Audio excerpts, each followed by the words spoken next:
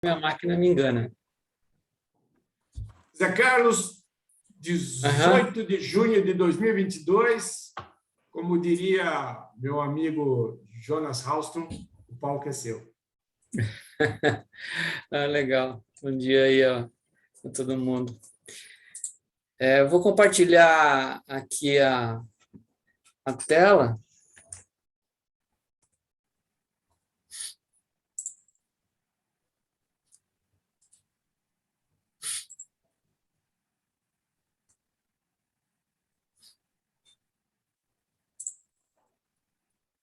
Vocês conseguem ver ou não? Opa, estou vendo um cara aí aproveitando a vida no espaço. Legal. Deixa eu mudar aqui a...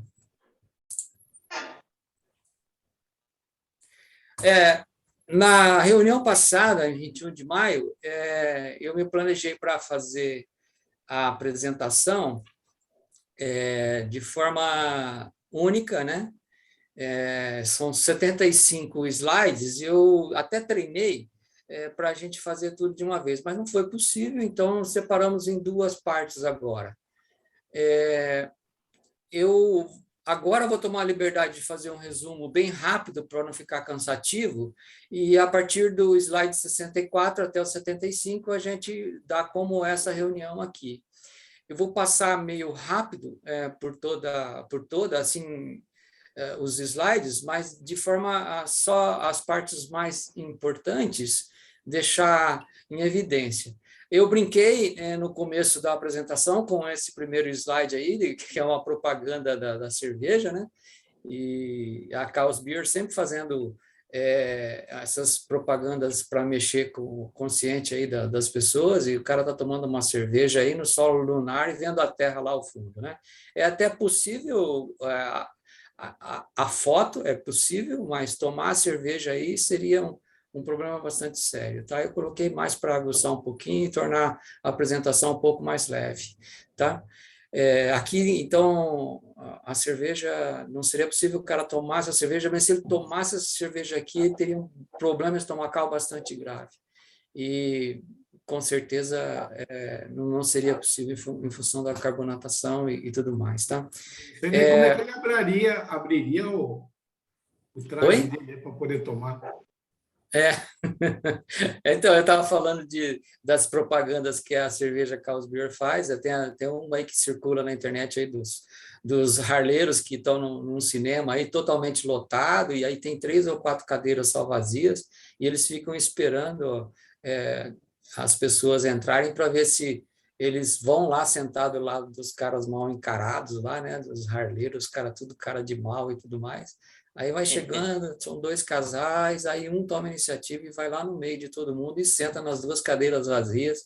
Aí eles levantam tudo, bate palma e oferecem a cerveja. Então, a cerveja Carl's Beer sempre fez alguns comerciais assim bastante impactantes. E essa aqui é mais uma, mas não seria possível tomar essa cerveja aqui nesse ambiente de microgravidade, tá? Em função aqui do que a gente já falou, que as moléculas se separam e tudo mais por causa da microgravidade, e outra, problema estomacal bastante grande, daria aqui para esse possível astronauta. Tá? Vamos lá. Eu falei a respeito do catálogo que eu uso, que é esse Space Loline. Eu vou assim acelerar um pouquinho, para o Reinaldo, que eu não sei se teve oportunidade de ver a apresentação que já está gravada no YouTube, só um pouquinho. Eu falei a respeito do catálogo, falei a respeito da literatura que eu utilizei para fazer e tudo mais, a, a minha coleção. Aqui eu coloquei um resumo da coleção, com toda a pontuação e tudo mais, o que é que precisa melhorar e tudo, as 15 participações que eu tive. Aqui indiquei também onde que tá os pontos que eu indiquei que estariam mais fracos e poderia fazer uma melhoria na inovação e também em raridade, e os outros itens também, uma vez que está com vermelho na última apresentação. Aqui a introdução, eu coloquei aqui que são 12 capítulos, e E esses capítulos estão distribuídos dessa forma. Eu separei um a um e fui falando, né? Falei sobre o sistema solar, sobre o planeta, suas dimensões. Aqui coloquei uma arte aqui e aqui funcionamento dos planetas, como é que ele gira, qual é o eixo, quanto tempo demora, e todas as suas dimensões. E aí fui falando de 2 em 2 páginas sobre as dimensões dos planetas, das unidades astronômicas, que é o que foi utilizado pelos astrônomos para fazer essa medição. Falei sobre quanto que que vale em quilômetros essa unidade astronômica, que é a distância entre a Terra e o Sol. E aí fui colocando sobre a divindade dos astros, do Sol, da Lua, das estrelas e tudo mais. E o segundo capítulo é a descoberta dos sábios. Falei sobre Leonardo da Vinci, falei sobre Copérnico, Galilei, Kepler, falei sobre Isaac Newton. Aqui citei uma curiosidade a respeito do calendário juliano e gregoriano, uma diferença: alguns países colocam uma data de nascimento porque ultrapassa dezembro, porque ele nasceu no dia de Natal, e aí alguns países adotaram o calendário gregoriano mais posterior e passou para janeiro, e aí pulou o ano de nascimento. Depois, o sonho de voar, alcançar os astros, aqui algumas peças com o Ícaro, falei da história do Ícaro também, algumas peças brasileiras. Aqui, Helvetia, alguma coisa aqui da Suíça, alguma peça, aqui uma peça brasileira. Júlio Verne, expliquei aqui a situação do nosso amigo aqui, escritor francês. Falei a história dessa peça aqui, o Reinaldo vai se lembrar, né? A respeito dessa peça, do leilão, que tinham 6, você me orientou a esperar decorrer o leilão, porque era um preço quase próximo de 3.000 euros na época, as 6 provas do artista, e essa aqui só que me interessava, e depois nós conseguimos fazer uma compra separada só dessa. Foi orientação sua, não sei se você está lembrado disso aqui.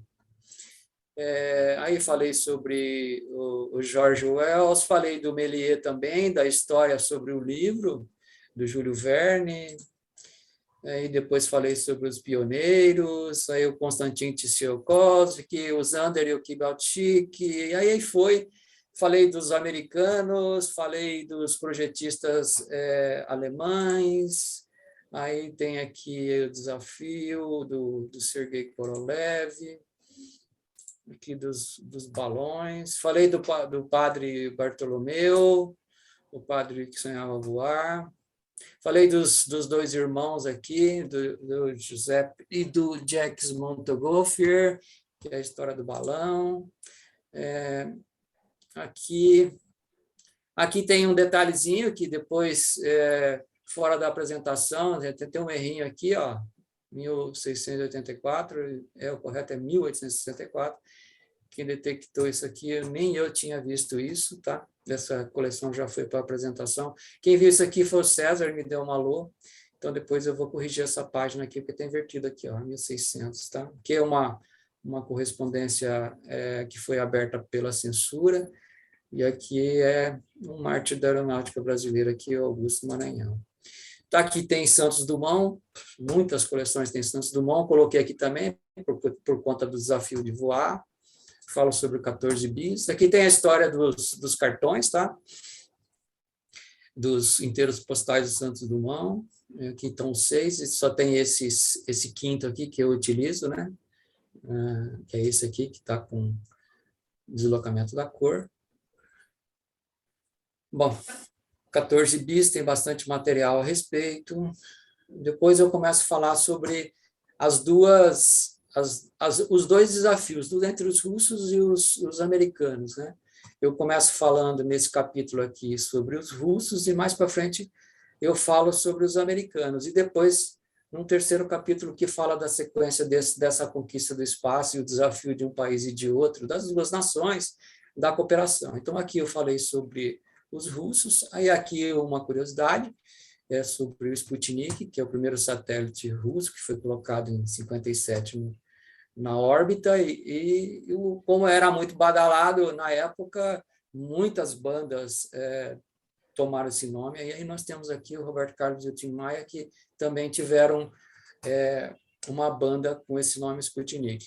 Eu falei a respeito do sinal de rádio e um vídeo do Sputnik, e aí eu não passei esses vídeos na hora, mas deixei os links no YouTube para que quem quisesse ver isso com mais detalhe, para a gente não perder tempo durante a apresentação. Isso está na gravação que foi feita, tá? Então, quem quiser acessar, tem lá os links para ver o sinal desse rádio, e na verdade o sinal do rádio era aquele bip, bip, bip, bip, que foi captado no mundo inteiro por quem tinha rádio amador. Esse aqui é o famoso Sputnik, que está exposto aqui um protótipo nesse museu aqui na Rússia. Eu falo dos Sputniks, falo de maneira geral, são 5 Sputniks, o primeiro, depois teve o segundo que levou a cadela, e mais para frente a cadela Laika, né? Mais para frente eu vou falar com mais detalhe sobre a cadela Laika, tá? Aqui eu falo das sondas, né? Sondas, na verdade, eram os artefatos que eram colocados para orbitar sem a presença humana, e depois foi colocando gente e animais, e foi primeiro testando, né? Aqui, um projeto Vostok, do Yuri Gagarin, que todo mundo sabe e acompanhou na época, quem tem um pouquinho mais de idade. O Vostok foi o Yuri Gagarin que foi colocado, que era uma nave com uma pessoa só, que não mexia em nada, né? Ele simplesmente tinha lá um envelope com as regras, se por acaso desse algum pau lá, ele abria e via o que fazer, mas ele não tocou em nada, ele só subiu e ele não manejou nada, né? Bom, em termos de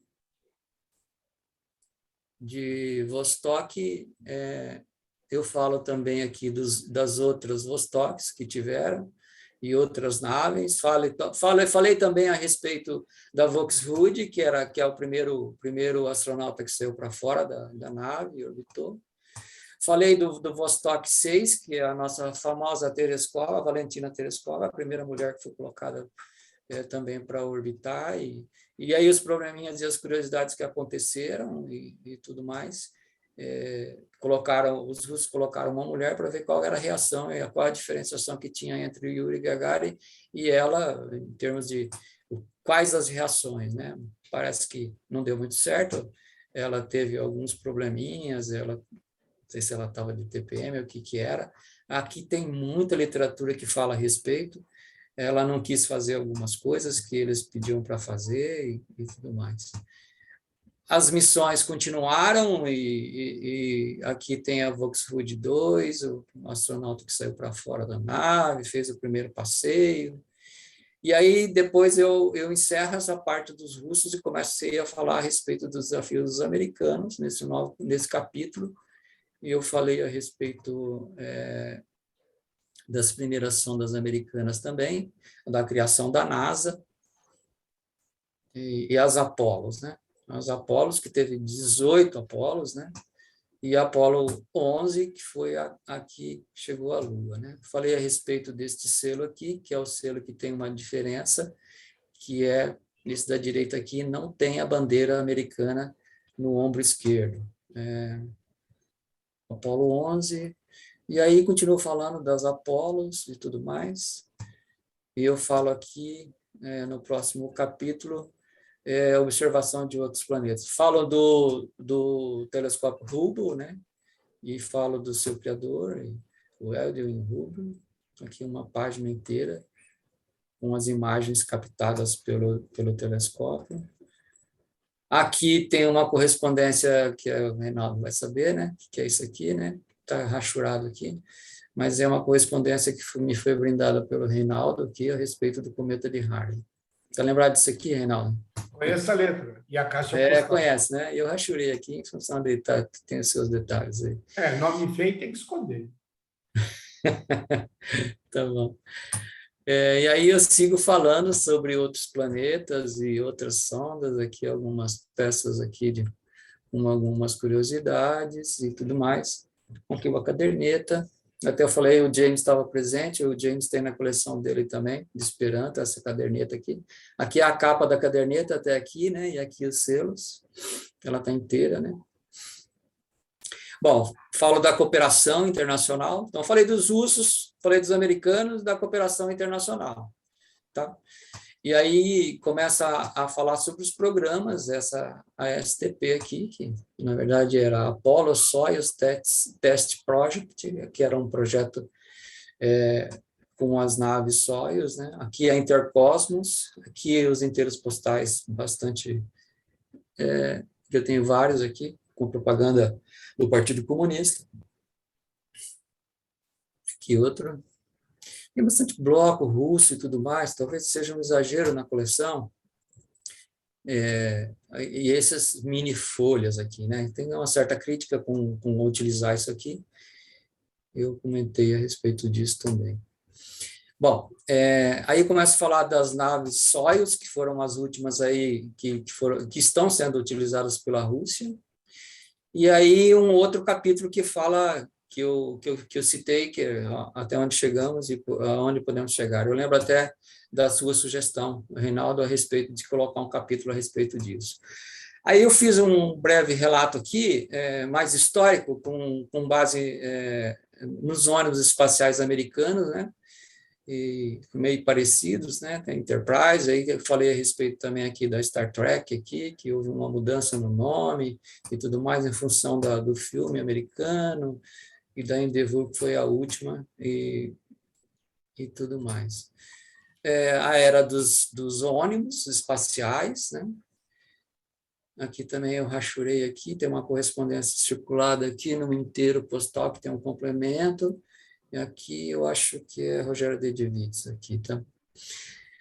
Bom, eu falo a respeito do programa espacial russo, falo das estações também russas, e aí paramos exatamente nesse slide aqui, e é aqui que nós vamos continuar.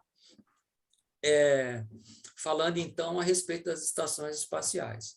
E com um enfoque bastante grande aqui sobre a Estação Espacial Internacional, que é uma estação que foi colocada aí em órbita em 98, e tem 16 países que fazem parte desse projeto, e o Brasil fez e faz parte disso, né?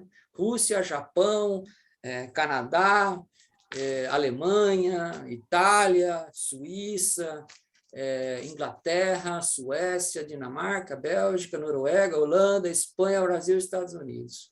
E aí combina com a passagem do nosso astronauta brasileiro, o Marcos Pontes, e aí tem essa emissão aqui, em 2006, quando aconteceu a ida do Marcos Pontes, desse selo tríptico aqui, em homenagem a esse evento filatélico e espacial ao mesmo tempo. Tá?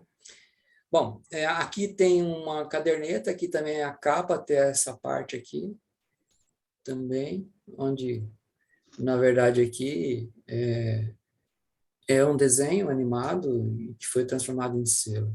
Tá? Eu tenho um material bastante grande com respeito à ISS, que não é um material específico para ser colocado em coleção, mas mais souvenir. Eu adquiri nas palestras que o Marcos Pontes fez aqui no Brasil, junto com os dois colegas que retornaram da estação, né? Porque as pessoas que vão para a estação, eles ficam lá 6 meses, o Marcos Pontes ficou lá uma semana e voltou. E ele retornou com um americano e com um russo, e aí depois começaram uma série de palestras aqui no Brasil. Eu participei de uma delas em São Paulo, e aí aqueles envelopes de primeiro dia que foram carimbados aqui no Brasil, que são meia dúzia, eu adquiri os seus autógrafos e tudo mais, participei daquela coisa toda, peguei autógrafos nos livros, aqueles negócios que o Marcos Pontes tem, mas isso é um material que serve de souvenir para mim, mais para colocar na coleção. Nada mais, nada menos que usar os selos e usar os carimbos que foram utilizados aqui na época. Tá? Bom, a partir daqui, eu vou começar a falar um pouquinho a respeito desse capítulo que é a experiência e os acidentes fatais que aconteceram. Eu coloco aqui vidas em jogo. Tá?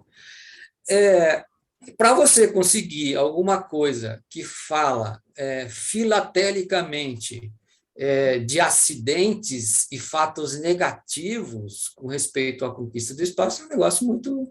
Ninguém vai emitir um selo falando que morreu gente, né? Vai falar sobre o evento da conquista do espaço e tudo mais. Então, tem algumas coisas que aconteceram e tudo mais. Aqui eu falo do Sputnik 2, que levou essa cachorra laica aqui, e assim como nesse período em que, antes de enviar os humanos, se enviou animais para saber qual era a reação e tudo mais, para a entrada e saída de órbita, de 57 a 60 teve vários animais, né? Os mais famosos que tem é a laica, que é essa que foi no Sputnik, que era um vira-lata, e aí acabou por todos eles perdendo a vida para poder fazer as experiências e tudo mais. Bom, muita coisa aconteceu com respeito a experiências e tem uma série de coisas que falam a respeito disso, tanto em selos e tudo mais. Tem alguma coisa de selo, assim, que eu nem tenho colocado na coleção, em função do que é que significa isso no contexto. Lá atrás eu falei do catálogo que eu utilizo, do Rollini, né? E esse Lolini ele fabrica selo para os países, né? Então ele empresta o nome e aí você vê muita coisa, principalmente para os países africanos, em que tem bastante coisa que dá a impressão assim que é condenado. Não está na coleção, mas fala muito a respeito e explora muito esse tema, tá? Que é o tema de colocação de animais em órbita. Então, tem até agora, ó, 2020, tem ó, na República do Gabão falando a respeito de animais, comemorando aniversário, comemorando aquilo e tudo mais. Tem um texto grande aqui que eu não vou ler nada e tudo mais, mas fala a respeito de envio de primatas, envios de cães e tudo mais. Tá? A preparação e tudo mais, essa é alguma coisa assim que nos dias de hoje, as críticas seriam muito grandes a respeito. Né? Então, eu estou falando de experiências que se fizeram com macacos, com coelhos, com gatos, insetos, ovos, né? Micro-organismos, plantas, ratos, de tudo quanto é natureza. Tá? Então, hoje também existe esse tipo de experiência na ISS, mas lá atrás foram utilizados para se verificar qual era a reação que se tinha. Tá? Filatelicamente tem pouca coisa, só aqueles casos em que você verifica que é um caso que dá Ibope, né? É o caso da Laika, tem uma série de selos e tudo mais. Eu coloco aqui algumas correspondências circuladas, enteros postais russos em que tem Laika, e que tem alguma coisa com respeito esse macaco, que ficou bastante famoso aqui, que é o Han e tudo mais, dos americanos, mas nunca selos americanos. Ou se tem selo da Bulgária, ou se tem selos da Rússia, mas selos americanos mesmo a respeito disso não se encontra, nem foi emitido, uma vez que não tem catálogo que mostre. Então, só ficou a Laika como sendo a única cachorrinha que aparece nesses selos em que foram emitidos na época. Tá? Com respeito à morte, não se teria nenhum tipo de comemoração ou coisa do tipo. Outra coisa também são os acidentes. Eu falo muito do luto aqui, e é muito difícil você encontrar material filatélico para colocar na coleção para você comemorar um acidente. Então, assim, você vê alguma coisa em memória. É o caso aqui, tem um máximo postal aqui da Apollo 1, tá? Em que houve esse acidente aqui em 1967. Tem também alguma coisa da Soyuz 1, que é russa, né? Então, tem de todos os lados acidentes. Tá? A Soyuz 11 também, que também teve acidente. Aqui tem um bloco, e aí tem um bloco que está perfurado e o outro sem perfurar, a respeito da Challenger, o acidente da da explosão do ônibus espacial americano. Então, você não vai encontrar, né, alguma coisa que fique comemorando, né? Bom, assim, em termos de mortes, aqui, da Challenger e da Columbia, a que teve maior repercussão foi a da Columbia e da Challenger, que teve 7 mortos em cada um. Então, muito se fala, e o investimento que está sendo feito, né? E olha só o resultado, né? Então, aqui 14 mortos. Isso aqui repercute muito. E aí, já sabemos o resultado, né? Os americanos, em função do gasto, já não se fazem mais, os ônibus espaciais foram aposentados, eu falei lá naquele capítulo lá. Tá bom. Eu coloquei aqui alguma coisa, e é algo que no futuro, de se fazer alguma coisa nesse sentido na coleção, e eu estou buscando material a respeito disso, e falar a respeito do lixo espacial. Ó, a gente não tem ideia do que possa estar acontecendo acima da nossa cabeça, mas a gente sabe de que aqui acima dos nossos olhos existe um grande lixo em função de tudo que se envia lá para cima e depois cai no desuso e vira um grande lixão. Isso aqui é uma arte que foi feita só para vocês terem uma ideia da quantidade. Esses números aqui já são números um pouco defasados, eu acredito até que já dobrou isso aqui, mas há uma poluição cósmica acima das nossas cabeças, tá? Hoje, ou melhor, na época que foi feito isso aqui, havia 13 mil satélites orbitando em cima da nossa cabeça, né? 3.500 deles, no máximo, ainda estão funcionando, e então há 10 mil satélites orbitando que não estão funcionando mais, né? E uma grande quantidade, 22 mil detritos, né, que passam aqui com um diâmetro superior a uma bolinha de tênis que fica circulando o tempo todo em cima das nossas cabeças aqui, né? Há alguns casos em que houve... Isso aqui eu não lembro onde que foi isso aqui, mas é uma peça que caiu aqui numa mina de minério aqui no país, eu não lembro, é na África isso aqui, para vocês terem uma ideia do tamanho da peça que estava orbitando e acabou passando e caindo em terra, né?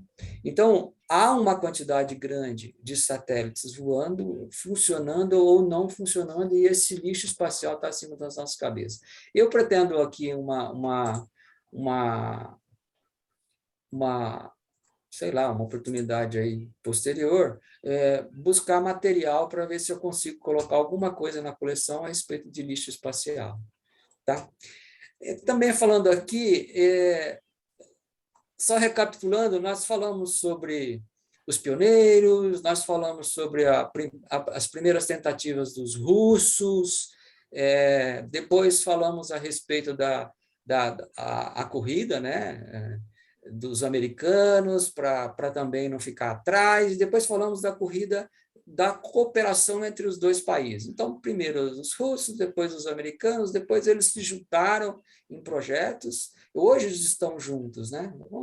Independente da guerra que está tendo no momento, mas há uma cooperação. Eu lembro até esses dias no noticiário em que se falou do retorno de uma das naves da ISS, e o Putin chegou a comentar, pelo menos saiu na imprensa, de que haveria a possibilidade de haver retaliações, porque os americanos estavam retornando junto com os russos e tudo mais. Mas a cooperação internacional ainda existe. Falamos a respeito dos acidentes e também tem uma parte aqui na coleção em que eu falo da cooperação do uso do espaço pacífico da exploração internacional. Então, há uma determinação e uma preocupação da ONU a respeito do uso do espaço, né? O uso do espaço como exploração. que a cooperação internacional na exploração do uso do espaço exterior para fins pacíficos deve ser conduzida de acordo com as normas do direito internacional. Existe uma Carta das Nações Unidas e um tratado sobre os princípios reguladores da atividade do Estado na exploração. A ONU emite algumas cartas e é uma que ela determina de que a cooperação internacional ela tem que existir, né? O interesse é de todos os países, qualquer que seja o estágio de seu desenvolvimento econômico, social, científico e tecnológico. E a incumbência de toda a humanidade. A necessidade dos países em desenvolver devem ser levadas em especial consideração. Então, está aberto a todo mundo o espaço internacional, né? Não necessariamente as nações que têm poderio econômico, né? Aqui eu coloco alguma coisa de selos que saíram nesse sentido, alguns carimbos e tudo mais, mas tem bastante escassa a situação de emissões com respeito a isso, tá? Em termos de cooperação, pouco material eu encontrei, tá? E o que eu encontrei aqui, eu coloquei, tá? Algumas variedades aqui, ou melhor, uma curiosidade aqui, onde que falta uma letra e tudo mais, mas nada assim muito importante, tá? Aqui uma franquia mecânica. E aí, partindo para o fim, tá? Como uma conclusão. Bom, o tema da coleção viaja ao infinito. Eu deixo aberto, totalmente aberto, eu poderia... eu coloquei aqui uma página inteira com vários selos diferentes aqui. Há quem critique, porque é da Federação dos Estados da Micronésia e tudo mais, mas é uma peça bastante bonita e deixa em aberto essa eterna viagem ao infinito, esse desejo do ser humano de descobrir o que é que está no céu, no espaço, e sempre querendo mais, né? Então, o homem foi à Lua, o homem mantém uma estação espacial de cooperação com 16 países, constante a quantidade de satélites que são colocados de observação de Marte e outros planetas e tudo mais. Aí agora o Elon Musk aí com a SpaceX aí fazendo voos orbitais, aí planejando aí para 2030 uma viagem para Marte e tudo mais. Então, ainda continua e sempre vai existir sobre nossas cabeças o desejo do homem em conquistar sempre mais e fazendo de tudo isso uma grande viagem ao infinito, tá? Então, essa conclusão e essa última página fala a respeito disso. Bom, eu diria que é isso que eu tenho para mostrar e foi, a princípio, planejado para mostrar de uma vez só, e agora estamos com a segunda parte concluída. Eu não sei exatamente aí se os colegas querem perguntar alguma coisa e tudo mais. Ok? Assim? É isso que eu tinha para mostrar.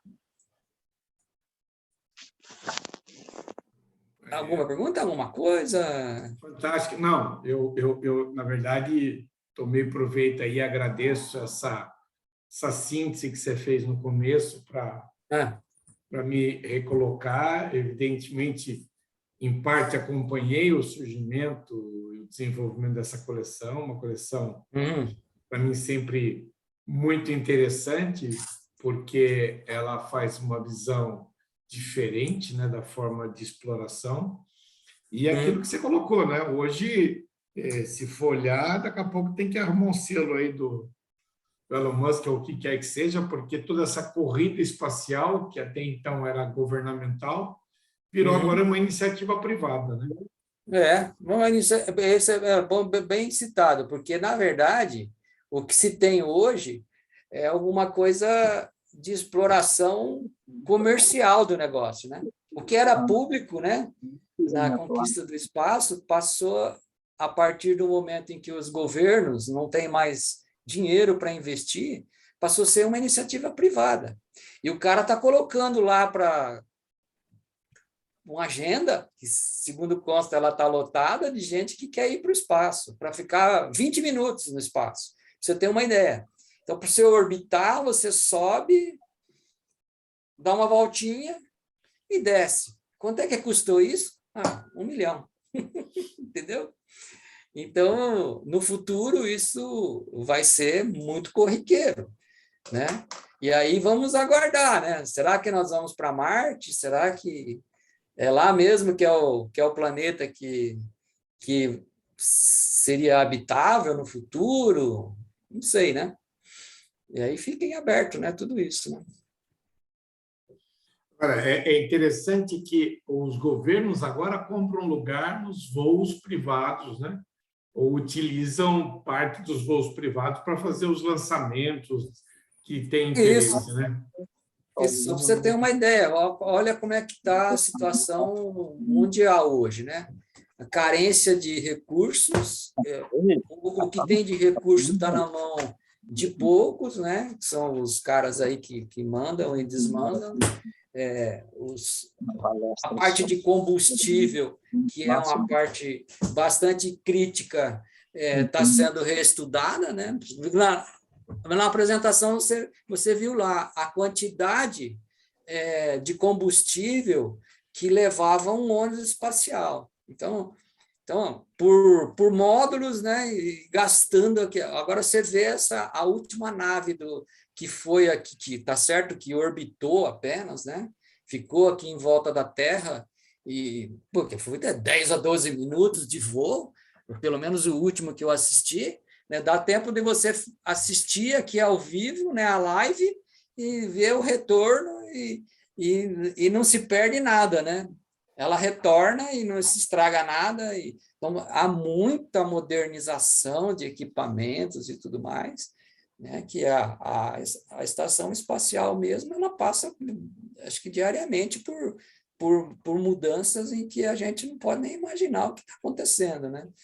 Mas bastante grande, não se precisa mais aquela quantidade grande de reservatório de energia para poder fazer subir uma nave espacial. 18. Orbitar significa estar em que altitude, Zé, por favor? Oi? Orbitar significa estar em que nível, que altitude? Só para você ter uma ideia, a estação espacial ela está a 400 quilômetros, 380 quilômetros de altura da Terra, e ela fica dando voltas a 28 mil quilômetros por hora. Então, a cada 1h30, ela dá uma volta na Terra. Então, para você ter uma ideia, o cara que está lá dentro da estação espacial, ele vê o Sol e vê a noite em 1h30. Ele vê o que a gente vê aqui num dia inteiro de 24 horas. Tá?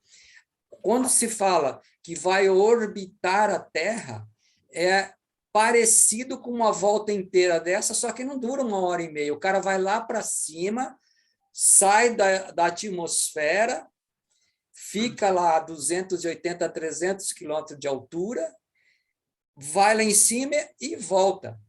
Então, é diferente de uma viagem circular que faz a ISS. Então, uma nave vai para cima e volta, entendeu? Enquanto que a ISS está dando voltas circulares em volta da Terra, em uma velocidade de 28 mil e tantos quilômetros. Tá? Eu tive acompanhando essa última, que foi do Elon Musk, aí, que subiu, que deu 20 e poucos minutos entre a ida, a aceleração, a saída de terra, ficou 12, 13 minutos lá em cima, voltou em 20 e poucos minutos. Então, não chegou a fazer uma volta completa em volta da Terra. A gente fala orbitar é quando dá uma volta completa, né? Não aconteceu isso. Então, esses voos que estão sendo feitos, que são voos supostamente comerciais, porque tem alguns que estão indo de graça, mas não é uma volta completa na Terra, que demoraria 1h30, tá? Mas é alguma coisa que posteriormente isso vai ser rotina, mas é muito pequeno o espaço que se faz, né? De ida e volta. É diferente de ficar orbitando. Deu para entender? Entendi, ou seja, daqui a pouco isso vai ganhar uma escala que, quem sabe, viabiliza mortais quererem fazer isso, né? Porque hoje é simplesmente muito impossível caro, de né? pensar. Quer dizer, ao nível nosso aqui, esses milhões despendidos para fazer essa voltinha aí, é impossível, mas vai acontecer, não tem como. O que eu acho muito interessante é que, quando você pega os filmes ou os desenhos que eram pura ficção científica, e eu acho que o melhor deles é o Jetson, e todo mundo achava um absurdo a fala das pessoas se vendo, a existência de robô, a comodidade no lar, né? Hoje você tem tudo isso. O Jornada nas Estrelas tinha o famoso comunicador, que depois virou o Star Trek da Motorola. A única coisa que eu não vi ainda é o teletransporte, o resto tem tudo. Ele falou, Carlos, eu não sei como tem doido aqui. Não, eu sei. O doutor Barbosa queria falar alguma coisa, doutor Barbosa? Queria perguntar sobre a unidade astronômica. Aham. Com certeza vai ser usado. Se até 2030 vão a Marte, com certeza vão usar as unidades astronômicas para ir a Vênus. Tá? Qual é a distância Terra-Lua ou Terra-Sol? Por favor. É Terra-Lua. Ou, desculpa, Terra-Sol. Opa! Espera um pouquinho só aqui, peraí. Você está falando, o doutor Barbosa está falando a diferença, a unidade astronômica, o quanto que é que ela mede, ou qual é a distância que está sendo medida? Não, quanto que ela mede, porque vai ser muito usada daqui a pouco, com certeza. Tá. Então, vai lá. Essa distância astronômica que se fala aqui de 149.600.000 quilômetros é a distância média entre a Terra e o Sol. A Terra e o Sol. A Terra e o Sol. E aí se utiliza essa medida entre a Terra e o Sol para ver a distância que tem entre os outros planetas. Vamos lá, Marte, que é o que está sendo cogitado, ela tem 1,52 UA, que na verdade é 227.940.000 quilômetros. Se um dia chegar a visitar Mercúrio, por exemplo, serão 3, 4 unidades astronômicas. A Mercúrio é 57.910, que é 0,39 UA. Entendeu? 39. Está claro, obrigado. As distâncias são assim algo de louco, né? É como os anos-luz, né? Exatamente. É alguma coisa muito grandiosa, né? Legal. Ok? Acho que a maior distância que se tem conhecida é Plutão, que foi desconsiderado como... Agora virou minguinho, né? Não é nem planeta. É 39 vezes, né? Maior do que o Sol e a Terra, né? A distância, para você ter uma ideia. É muito grande, né? Não sendo planeta mais, o que ele é? Oi? O Plutão não é mais planeta. O que ele é agora? Ele não é estrela, com certeza. Eu não sei qual foi a classificação que foi dada, mas ele perdeu o conceito de planeta, né? Não é mais. Aqui na coleção tem alguma coisa que ainda considera ele como planeta, porque tem bastante selo que menciona, né? Então, não tem como você tirar da história a filatélica Plutão como planeta, se tem selo dele como planeta. Acho que no futuro, isso vai falar, opa, mas não é mais planeta, mas tem selo de que ele é planeta, né? Então, está registrado, né? Ok? A realidade, Plutão hoje é considerado um corpo celeste, um planeta não. Desde 2006. Ele foi considerado como um minguinho perto dos outros, porque tem coisa muito maior que ele, né? E aí você tem uma ideia, olha a grandeza dele, e aí você fala, pô, mas se ele é tão grande assim, ele foi considerado pequeno, imagina só, né? Ok? Eu não sei, assim... Não, na verdade, ele foi considerado um corpo celeste porque ele não é capaz de conduzir sua própria órbita, né? Ele depende de outros corpos celestes que influenciam o seu trajeto.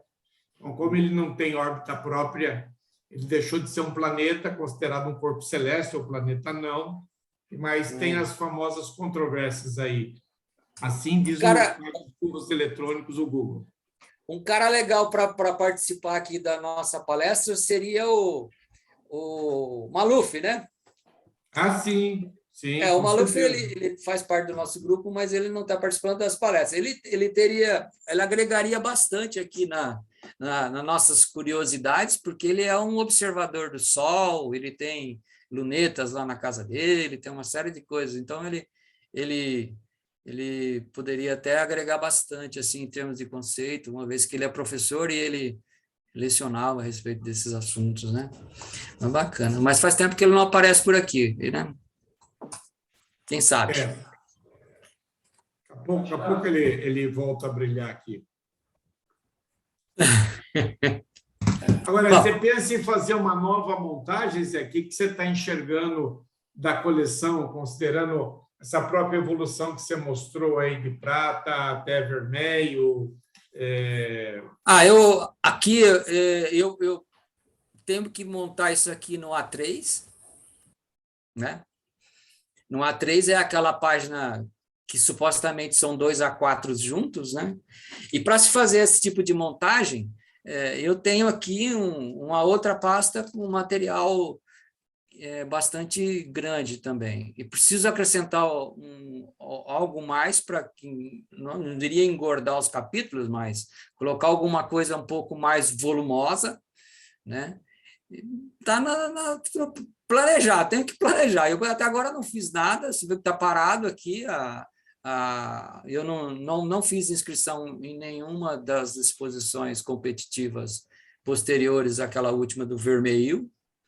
E, por enquanto, eu estou na fase de planejar. Não tem nada ainda que aqui eu possa falar, eu estou preparando, já preparei. Não tem nada. Tá? Vale a pena considerar, existe uma potencialidade aí de termos uma Lubrapex ou uma Abrapex em 2023, valeria a pena já considerar um trabalho nesse sentido, porque assim teria tempo suficiente de fazer uma remontagem sem correria, porque correria já chega Londres. na época de Londres, que foi um negócio que eu não quero passar de novo, não. Imagino.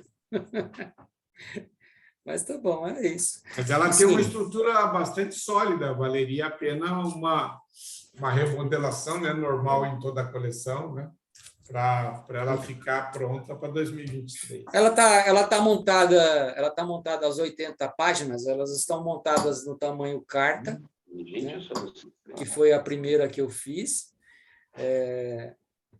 Assim, bastante sólida.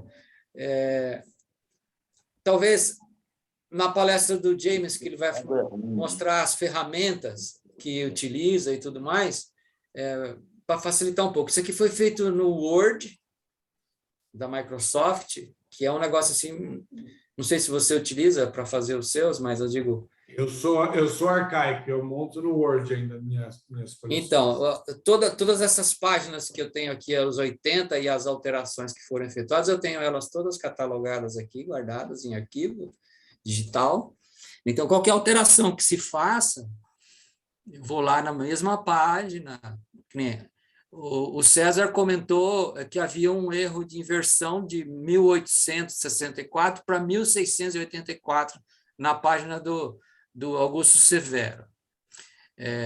Puxa vida, eu já expus isso aqui, acho que em 4 exposições, com esse erro, eu não percebi, ninguém nunca falou nada, e tem um erro, né? Tem um erro. Então, tem que ir lá nessa mesma página, ir lá em 1684, que está errado, porque o cara morreu em 1902, como é que ele nasceu em 1600? E é um erro que inverteu. 1.864 e 1.684. Então, tem que ir lá naquela mesma página do Word, corrigir, imprimir de novo, vir aqui, arrancar todos esses selos que estão com o fundo preto, que é uma 4, uma gramatura um pouco maior na cor preto, que eu tenho aqui, e fazer a transposição desta página para uma nova página, entendeu? Então, assim, toda vez que você faz uma nova página para agregar uma correção ou coisa assim, tem aquele detalhe que você vai imprimir de novo. Você imprimir de novo, se você usar uma impressora diferente daquela que você usou para as demais páginas, vai ter uma diferenciação. Essa página está um pouquinho diferente. Uma foi feita com inkjet, a outra foi feita com toner, aí tem uma diferença, né? Então, aqui precisa se pensar um pouco macro, um pouco mais sobre a coleção inteira, né? Fazer as alterações todas que têm que ser feitas de uma vez só e agregando mais páginas, pode até pular para 8 quadros, não sei. E outra, a versão em inglês dela precisa ser feita também, que é alguma coisa um pouco mais grandiosa, né?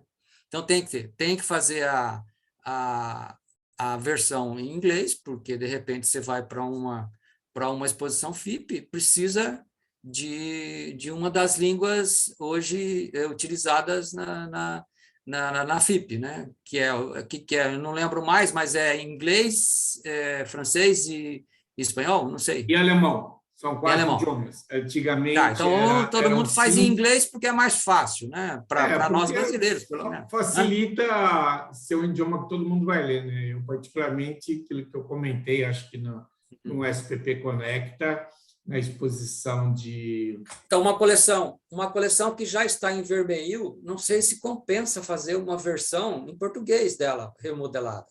Tem que ser feita direto em inglês. Porque você vai ter que fazer duas. Você vai expor fora. Você vai expor na exposição FIP. Então, uma remodelação de uma coleção nas condições que está essa coleção aqui, precisa ser feita direto em inglês. Pelo menos é a minha opinião. Não sei. Ela deveria ser feita em inglês e uma atualização normal, conceitual da coleção, para ela ficar versão 2023, né? Normal.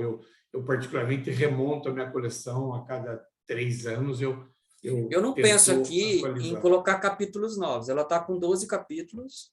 Acho que tem que mexer na estrutura, porque você, pelo que eu estou vendo, pela experiência de visual, né? Não sei executar, mas para você transformar isso aqui num A3, que na verdade são 2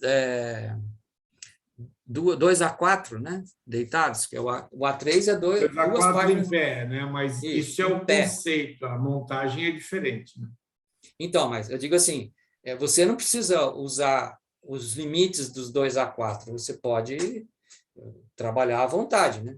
Você vai fazer uma página única. Uma página única, você não vai colocar os 2 ali com 2 títulos, 2... Não. Não fazer isso. Veja, o A3 tem vantagens e desvantagens, né? Não existe ônus sem bônus, ou não tem bônus sem ônus. Tem que, evidentemente, considerar, e diria que nem sempre o A4, ou o A3, perdão, é a melhor solução para todo mundo. Existem casos e casos, não é uma regra. Na verdade, o que você tem que entender é que você tem 1,20 m de área expositiva em 4 filas, que podem ser 4 filas de A4, 4 filas com 2 folhas de A3, ou 3 folhas de 30 por 30. O que vale é o teu espaço. Eu costumo brincar que, se quiser fazer uma única folha, não transportável, mas só como ilustração, você pode. E quanto maior é o tamanho da folha que você adota, maior é a área expositiva que você acaba tendo. Porque aquela margem que você deixa entre 2 folhas A4, né, ela acaba deixando de existir, isso tem que ser material ocupado.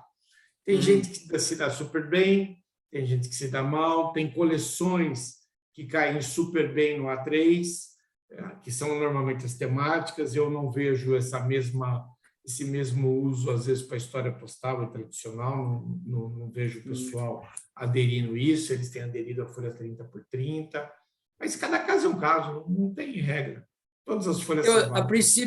A princípio, eu deixaria da maneira que está, do jeito que está, uma vez que você já tem toda a estrutura dentro do Word montada e tudo mais, é como se fosse fazer uma coleção de novo, né?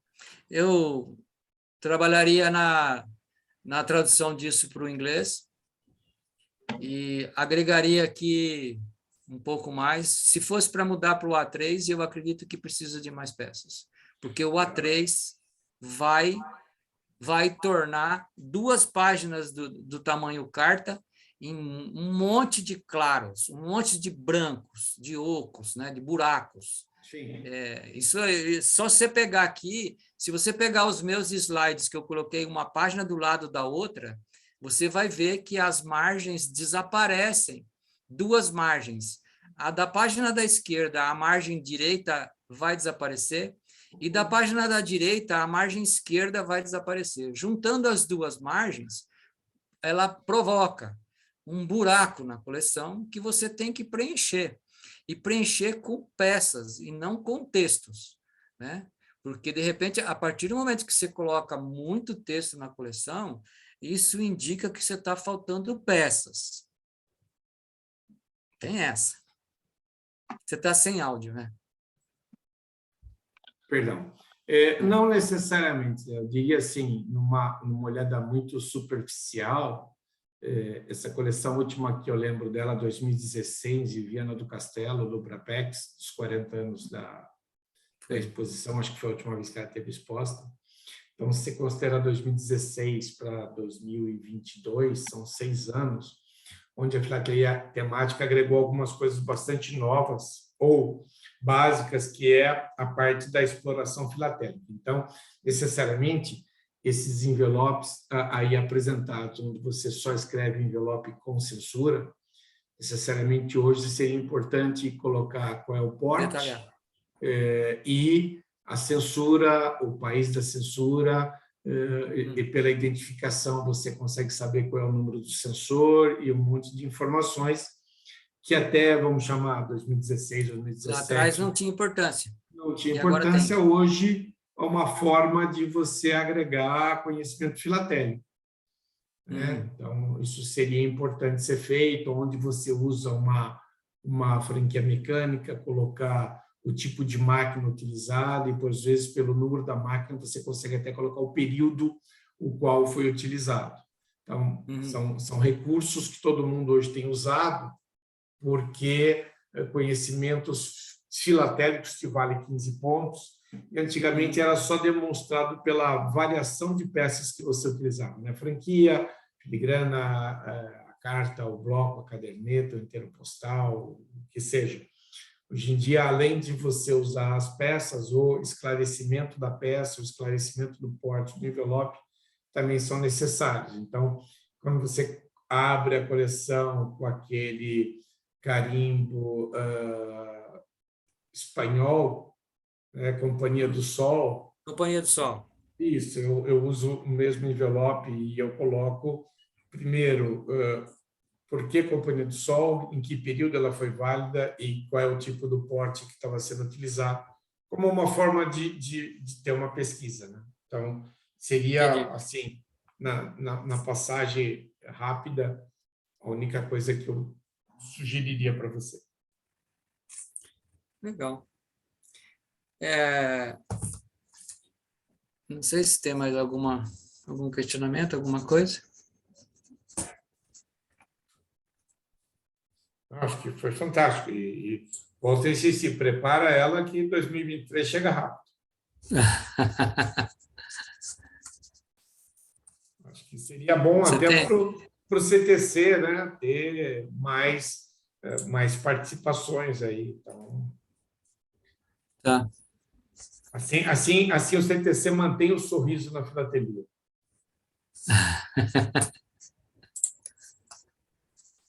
Ai, ai.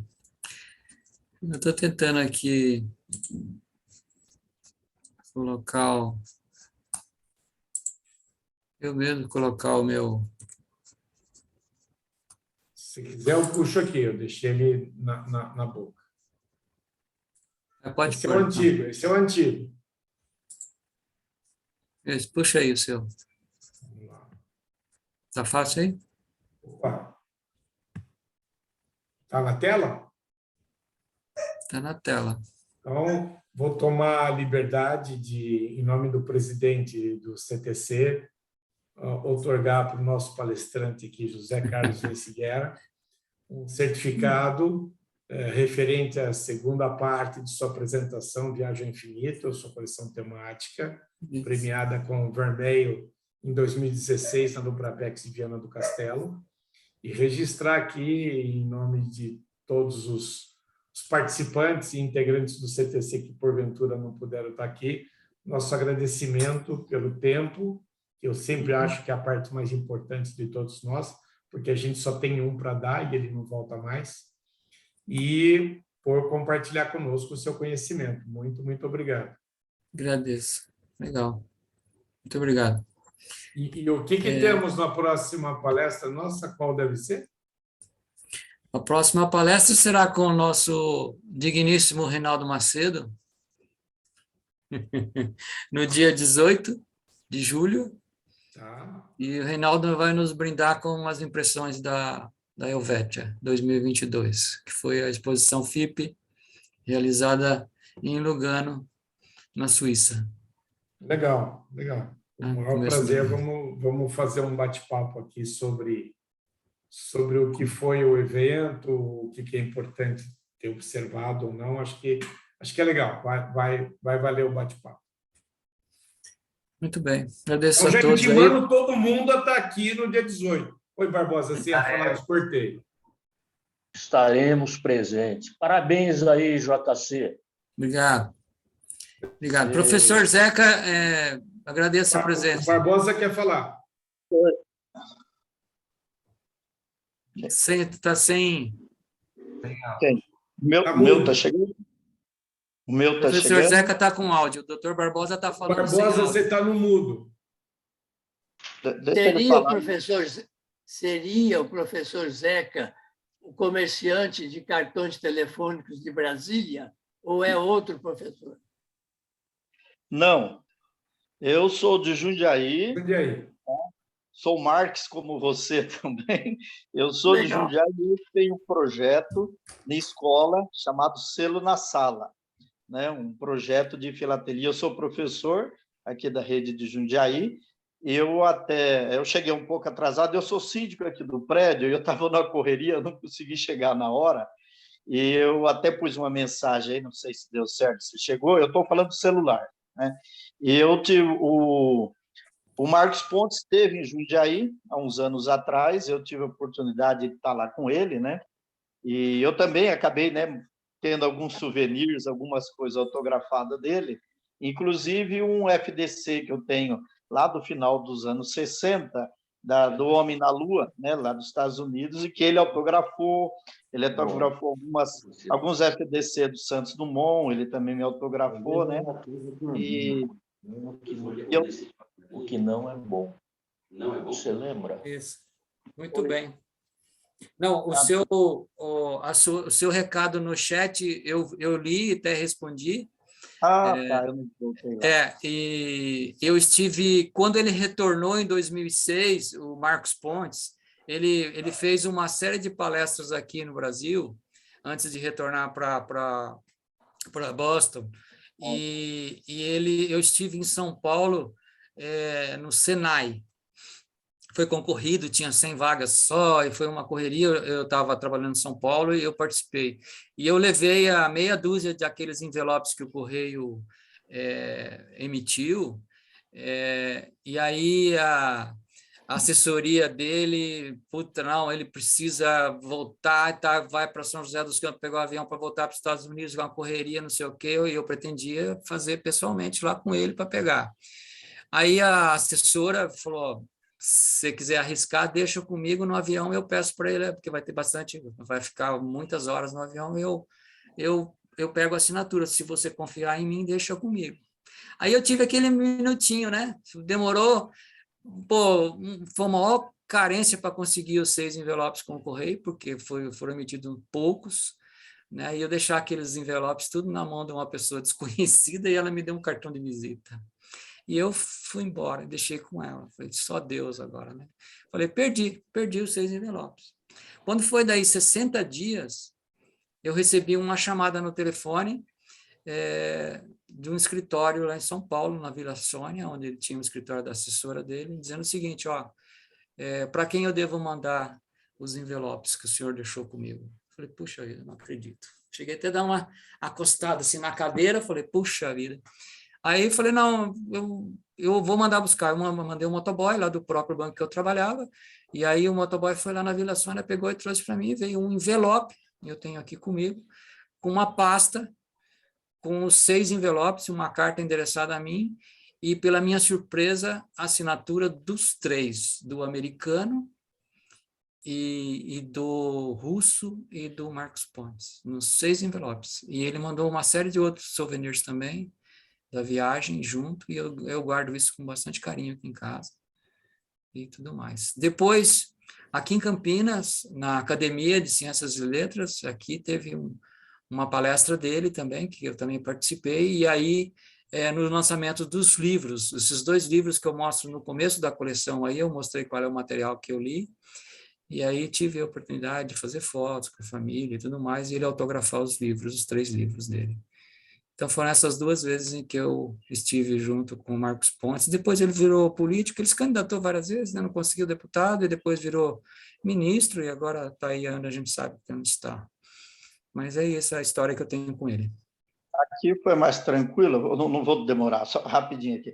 Como foi um trabalho para professores, que a gente ia desenvolver algum trabalho aqui na prefeitura, né, dentro desse tema, e então eu tive acesso fácil, ele vendeu os livros, né? Eu não vi os livros, eu perdi o começo aí, mas um livro da história dele mesmo e um outro para crianças que ele fez, né? Ele autografou, Isso. gravou uma mensagem, é uma mensagem padrão, né, que ele já tem, mas bem, não é tão pequena assim, para os meus alunos. E, na época, a gente desenvolvia um trabalho de um projeto que chama Mente Inovadora, que são jogos de raciocínio. Um dos jogos se chama Missão Lunar. Eu tinha muito problema de falta de aluno, era escola rural, e eu criei um passaporte, onde cada aula, cada fase da aula, eu carimbava com um foguete e dava um selo de espaço. Geralmente selos russos, tal, comprei muito na época para as crianças. Então, no final do ano, eles tinham um passaporte com o nome deles. Eu sou co-astronauta lá, eles são os astronautas, os próprios alunos. E aí tinha um desenho na primeira página do astronauta do Maurício de Souza, né, colorido para chamar atenção. E então os alunos, a cada, sei lá, 3 aulas que viessem, eles ganhavam um selo que eu ia colocando na capa desse passaporte que eu fiz, e aí o Marcos Ponte assinou esse passaporte. Que então, legal. eu falei, quando eu voltar nesse projeto, eu vou usar aquela capa assinada, né, para fazer as capas dos próximos. Né? E aí eu comprei ainda uma nave, acho que de banca, acho que é Star Wars, alguma coisa assim, sorteei no final do ano para os alunos. Então, foi um sucesso muito grande isso, e eu consegui diminuir a falta, a ausência dos alunos. Eles, pelo menos no dia da semana que tinha o jogo do espaço, do astronauta, chama Cassandro, o astronauta desse jogo. Esses alunos não faltavam. Então, eu reduzi até, e também porque eles queriam ter os selos do espaço. Né? Então, no final do ano, foram 30 albinhos, 30 passaportes com várias páginas, com selos do espaço para eles. E numa próxima vez eu vou ter aí com a assinatura do Marcos Pontes. Que legal. Parabéns pelo projeto. Muito bonito, viu? Hoje o senhor ainda continua dando aulas? Sim, eu ainda tenho mais uns 3 ou 4 anos até aposentadoria, continuo com o projeto, o Macedo conhece, né, mais ou menos, aí eu tenho posto nos grupos aí, né, lá de filatelia, e para essa semana agora eu já tenho uma aula, uma vez por mês, entra os selos, vai acontecer na semana que vem, e ainda assim, então meus alunos continuam, eles terminam o ano com mais ou menos 120 a 150 selos cada um, eles têm um classificador, né, onde eles vão colocando selos e continua. E esse projeto eu não paro, não. Ah, tá bom, mas parabéns. Muito bonito o projeto. Ok. Podemos encerrar? Tá sem